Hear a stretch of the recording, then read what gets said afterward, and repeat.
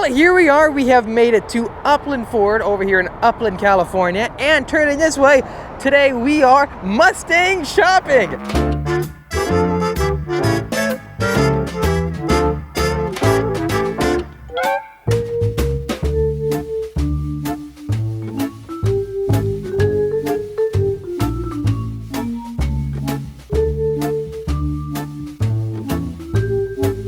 And as you can see, we have two of the latest Mustangs out right now. A 2021 Ford Mustang GT California Special. And that works perfectly because we are in California, we live here. And this car was made to commemorate what the California lifestyle is all about. Then moving to the left, we have the highly anticipated and finally released Ford Mustang Mach-E. So in this video, we're gonna find out which one of these Mustangs would be the better pick and also how they drive compared to each other, because I have never driven an electric car before. So hopping out of a Mustang GT into the new Mach-E, I'm so excited about this, honestly, because I've been hearing so much hype about the new Mustang Mach-E. It's the first all-electric Mustang ever made. It's designed specifically for a brand new audience. However, though, still combining and including the Mustang name. A Mustang that's a four-door? I would have never thought I'd see the day, but it's actually here. It's legit. So I want to find out if this car really does live up to the name, because I hear so much about how, well, it may not sound like a Mustang, it may not have a petrol or gas-powered engine. However, it gives you similar feelings to a Mustang. The way it is so sporty, and also just the characteristics of the styling. So again, in this video, I want to find out if this is really a Mustang, or does it give me the same impressions that the actual Mustang GT to my left gives me. So before we go any further, huge thank you to Upland Ford right here. If you are interested in a new Mustang Mach-E or a Mach-1 and a Mustang GT, make sure to hit these guys up right here. They are a phenomenal dealership, my personal favorite around here in SoCal. And as you can see, they have an excellent selection of Ford F-Series trucks and all sorts of vehicles. Anyways, let's get back to it. Now here's where it gets very interesting. As you can see, we have two Mustang keys right in front of us. I want you to try to figure out which one is a Mustang GT or a Mustang Mach-E. You can't, can you? They're the same exact keys because, well, they're both Mustangs when it comes to Ford's eyes. So that being said, if you own a Mustang GT or Mach-E, you might have a hard time of figuring this out. Let's just go with the right key for now. I want to see which car this is for. You ready for this? Unlocking it. So the original Mustang that we're used to. Let's go ahead and check it out. This is a major thing I want to go over. What makes a Mustang a Mustang? Is it the styling? Is it the design? Because as you can see here, all Mustangs, even coming all the way up to 2021, they have had a very similar theme all throughout, a very similar design. Whether that being a long, strong and powerful front hood, a mean pony car front fascia similar to the likes of a Camaro or a Dodge Challenger, a huge special grille designed to take in as much air as possible to cool down that gas-powered motor. Even to the headlights, this is signature Mustang with the tri-bar right in the middle. What I'm trying to say is that you can tell where the heritage is baked in with the Mustang GT, whether that being the signature Mustang headlights or the fog lamps down below, the massive grille in the middle that gives off a very mean, muscular stance, an eye-popping front splitter, and a huge hood up front. The same design cues follow all the way through with a fastpack style rear end and muscular haunches out back, as you can see. The same goes for the rear with that gas cap styled rear emblem in the back, and again the tri-bar, the triple bars in the back. What I'm getting at is that if you look at the Mustang Mach-E, you'll start to notice a lot of similarities between the two vehicles.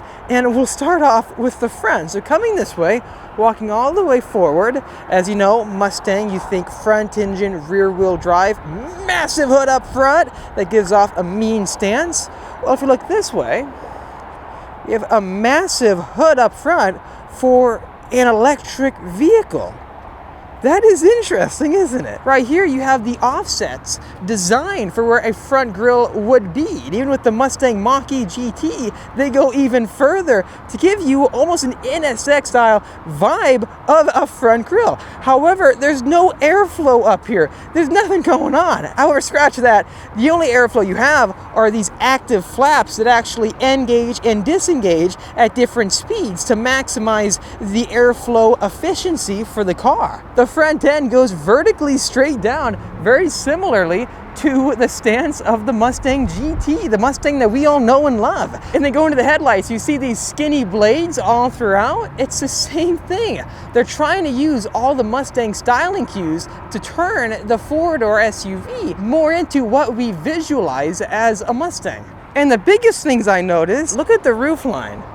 There's actually a dual roof line, but if your eyes follow the paint job, the star white tri-coat metallic paint job, it starts sloping down like a fastback, right?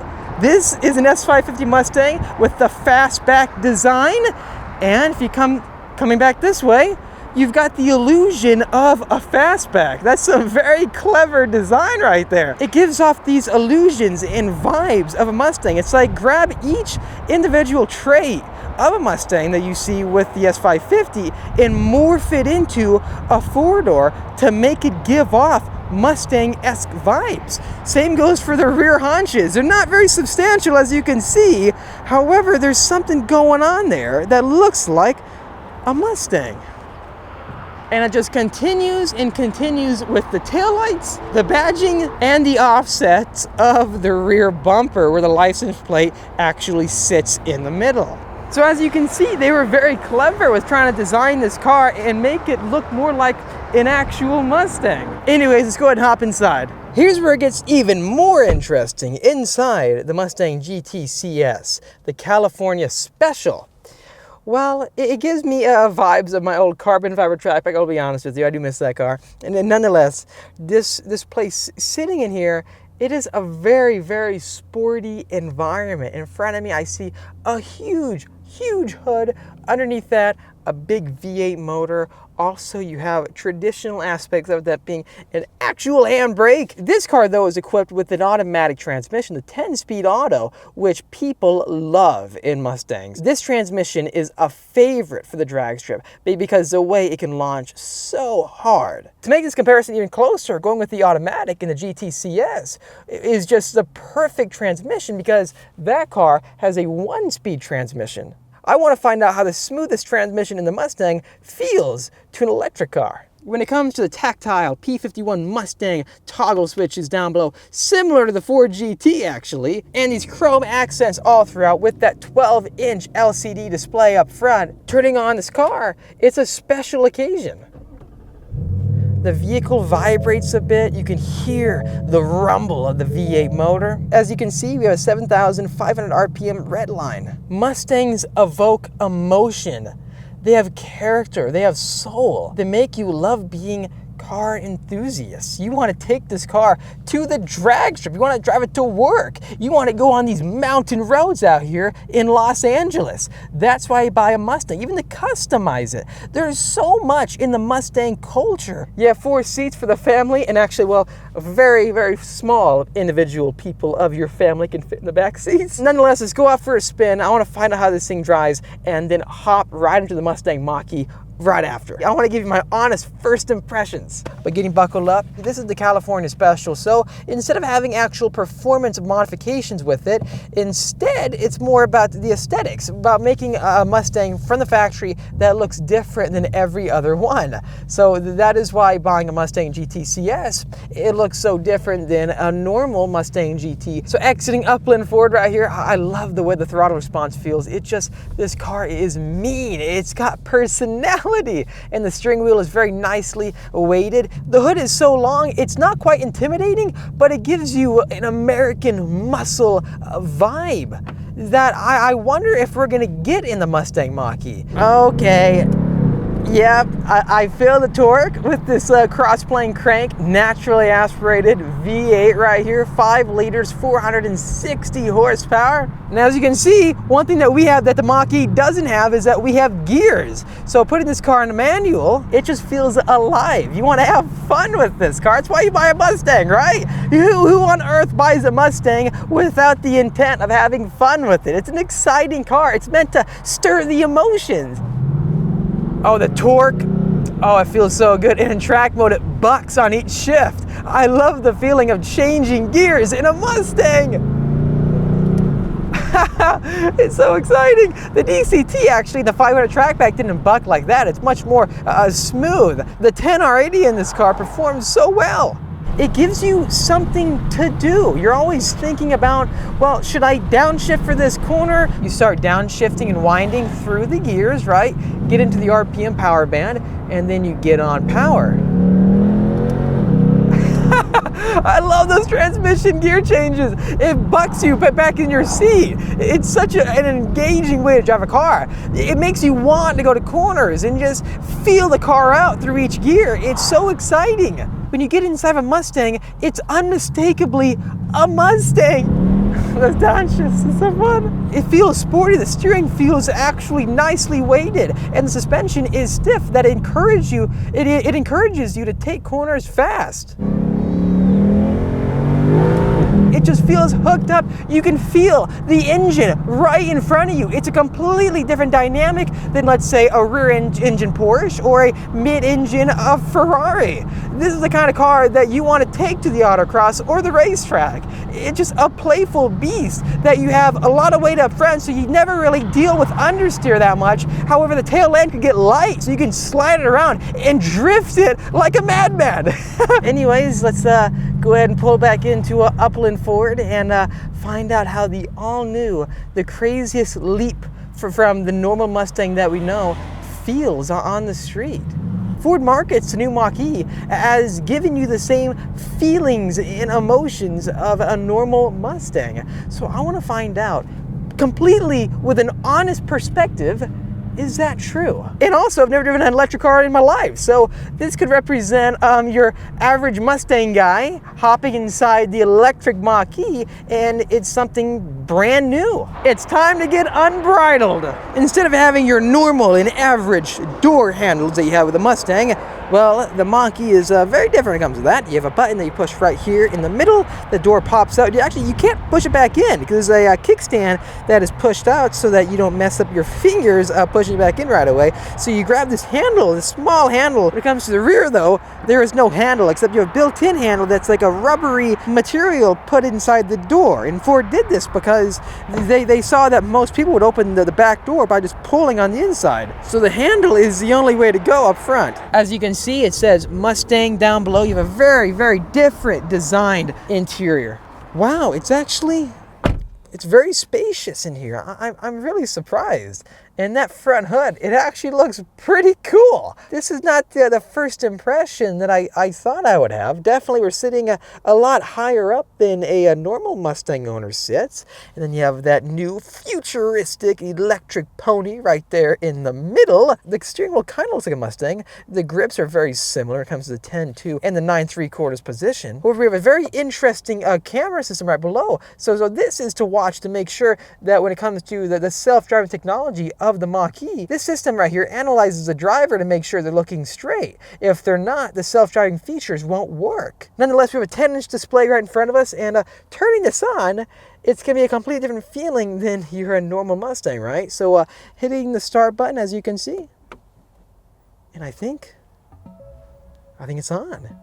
I feel like it's hopped inside of an iPhone. What is going on here? This display is incredible. Look how massive this is. This is unreal. It's like having a display 3 times bigger than an iPad right here in the middle of your car. We have 65% charge and 171 miles. This car comes up to be $52,000, and it's got the 88 kilowatt extended battery. total range is going to be 300 miles. And then you have to charge it, obviously. So you can't exactly get into the Mach-E and drive it across the country in the same sense as a normal Mustang unless you find the correct areas to charge it up. So it's going to be a different way to go about your long GT road trips. That is for the Mustang Mach-E GT, right? And I love how there's a ring right here that is attached directly onto the screen that affects the volume control. This is super high tech, and the display quality, it doesn't look subpar. Well, the refresh rate right there, that was kind of laggy right there, to be honest with you. It looks very futuristic, and it does give off Tesla vibes. I'm excited to find out how it feels. Everything is controlled through this center console display. So just like my McLaren, you have all your fan and adjustability for the AC and climate control built in to the display. So it makes it so that there's less buttons all over the place. Okay, here we go. Let's see if this feels like a Mustang. Again, full disclosure, I've never driven an electric car in my whole life. So I'm very excited about this. Going to drive, that's very strange. It just keeps spinning, huh? I'm not a fan of that. That kind of feels cheap to me. But I wonder if I think they're all like this, but that's something different. So with my TrackPack 500 or base model, it actually stopped when I hit drive. But I wonder why it keeps spinning. Whoa, this is weird. This is weird. There's no vibrations. There's no noise. I feel like I'm like being stealth right now, like in the James Bond movie or something strange. This is like I'm creeping around, tiptoeing in my Mustang, not disturbing any of the wildlife or the natural habitats around me. Wow, it's just so quiet in here. I feel like I can whisper to you guys. Can you guys hear me? I'm whispering to you. Whoa, this is really trippy. This is really trippy. It drives very smoothly though. And then when it comes to big dips and speed bumps, obviously you don't have to angulate it like a normal Mustang, and that's weird. Okay, that was weird. I just let off on the gas and the whole car just stopped. So I think it's using the regenerative braking, which I'm not a fan of that, to be honest with you. That kind of gives me a motion sickness. That kind of gets me seasick. Nonetheless, it does drive really smoothly. Let's put the visor down so you guys can see better. The hood does remind me of a Mustang hood though, because if you guys have seen like the Mustang we're just driving or a 2016 Mustang GT or EcoBoost, you'll notice how towards where the driver sits directly in front of you, it curls up in arches like a point directly in front of you. So the hood gives off Mustang vibes for sure.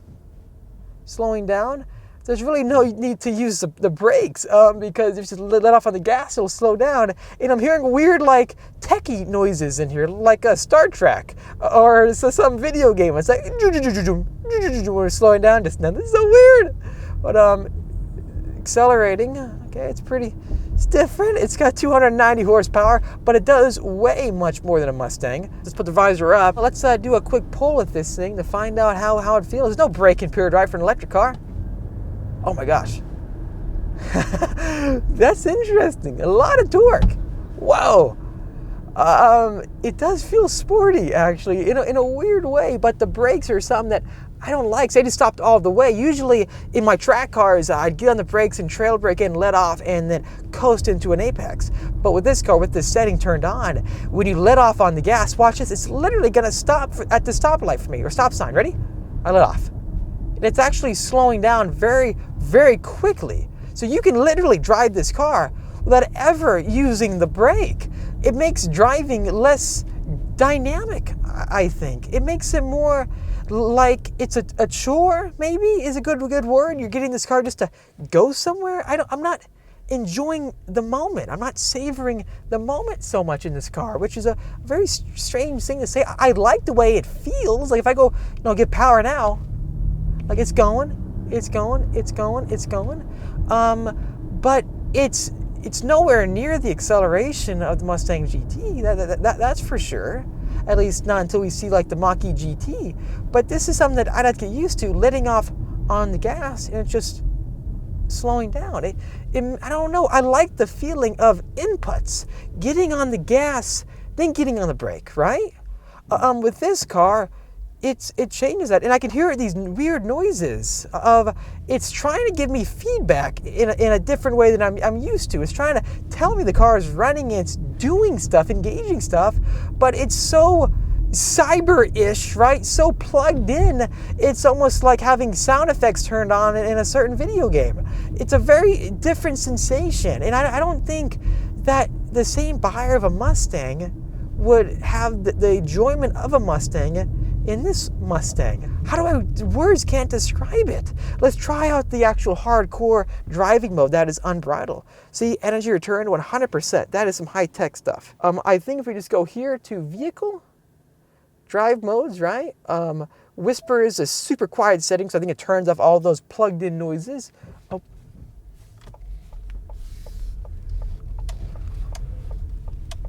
It's like a spaceship, man. And then turning on unbridled, let's see what happens now. Okay.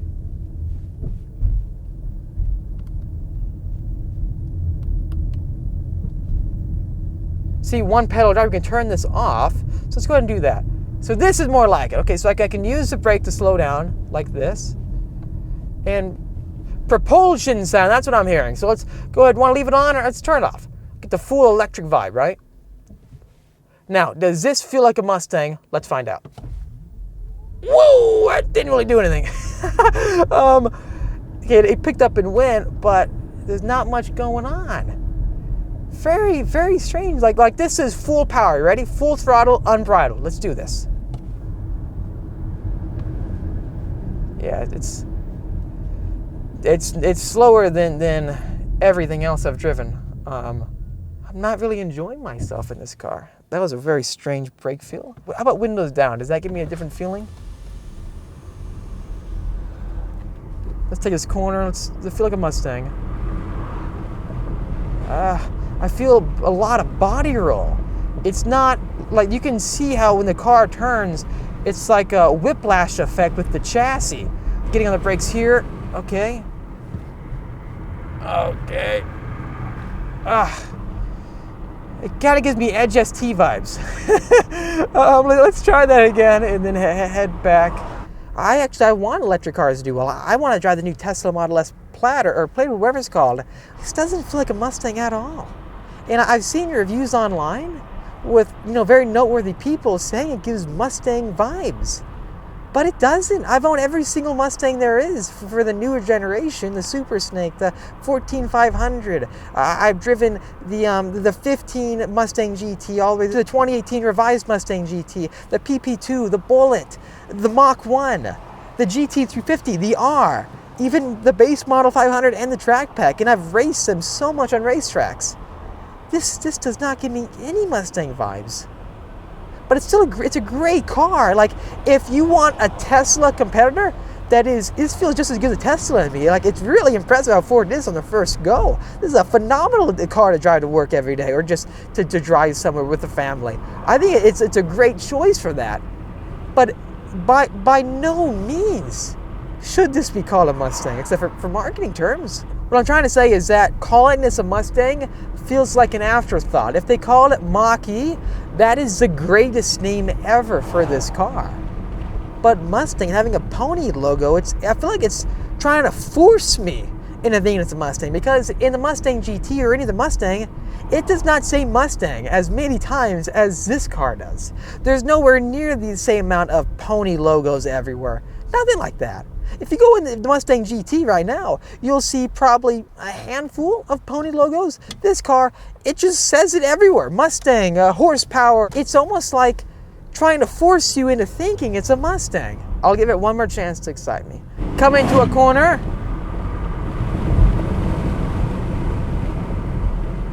Taking the apex. Well, I got the tail end to kick out right there. Yeah, it doesn't want to corner hard. It floats, definitely floaty, and it floated so much there. I felt the tail kind of do a slide kick, and I believe that's tuned in like that for unbridled. A tiny bit of a slip angle, and you can tell the system is there to control you from going any further. But if that, I think that's the edgiest thing you can do in this car. Kind of whiplash it through a corner and get the tail to go. Here's the best way I can put it. If you want something that is the highest tech Ford right now on the market, that gives you some of the coolest pieces of equipment around. I mean, this display, this would keep me satisfied for years to come, just playing with it, all the cool features of this car. It's a very, very nice vehicle to drive. I'm really impressed how well it drives. The interior is phenomenal, the build quality, it comes together so well. But having such a sporty and heritage-driven name as Mustang, like Mustang on it, I think this is a great car for people who want to have something with the pony badge, but they have a family and they may not be able to actually get a Mustang GT because of that. So this car, if you're a car enthusiast who likes the performance that vehicles bring and the emotion, this isn't the car for you. If you want the latest high-tech piece of equipment that gives you unbelievable fuel economy, that will actually, there's no fuel that goes into it, just electricity, and something that combats Teslas with the future of what an automobile is coming to be, this is the ultimate Ford you can buy. And then going back, how do you go back? Let's see. So going to the main homepage, next EV charge. So it tells you on a map where charging stations actually are. That can be very, very useful. So exhilarating drive, machine and road align as one. So that's a very Tesla-ish description, I think. So what is Whisper? Seamless drive, calm and quiet. That's not really what you want in a Mustang though. And then balanced drive, fun and engaging. The car is telling me what it is. Propulsion sound, what does this say? Propulsion sound is generated to enhance the driving experience. So right away, they're openly saying sound enhances the driving experience. The sound level is mode dependent.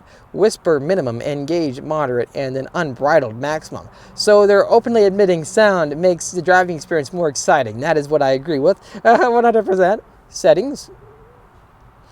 Right here, whoa, this is really, so you can customize where the sound is pinpointed, the balance and fade, and then the charge, right, this tells you how much charge you have. So 62%, 167 miles, and I think by pushing the car harder and driving around, it's going to use up much more of the battery quicker. Going to the vehicle settings.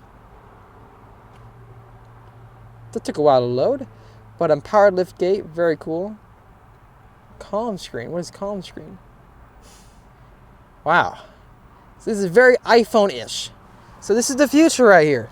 This is what it's going to be all about. Please let me know what you think. Mustang GT, Mustang Mach-E, both are phenomenal cars. I think each of them have their own independent target audiences. By no means buying this Mustang does it give you the same or even close to similar experience as every other Mustang ever made, all the way 50 plus years ago to now. This is something totally different. This is the equivalent of, let's say, a Corvette SUV or an F-150 Ford GT. If you want a car that makes going places seamless, quiet, not a big deal, and you have plenty of storage space and you can relax and not use money for fuel, and then fit your whole family inside with those rear seats, this is the car to get. But beware, you're only going to get about 290 to 300 miles. So you have to really plan your trips very, very carefully. Please let me know, what Mustang would you get, the Mach-E or the Mustang GT? Really looking forward to hearing your comments in the description down below. And again, massive thank you to Upland Ford right here,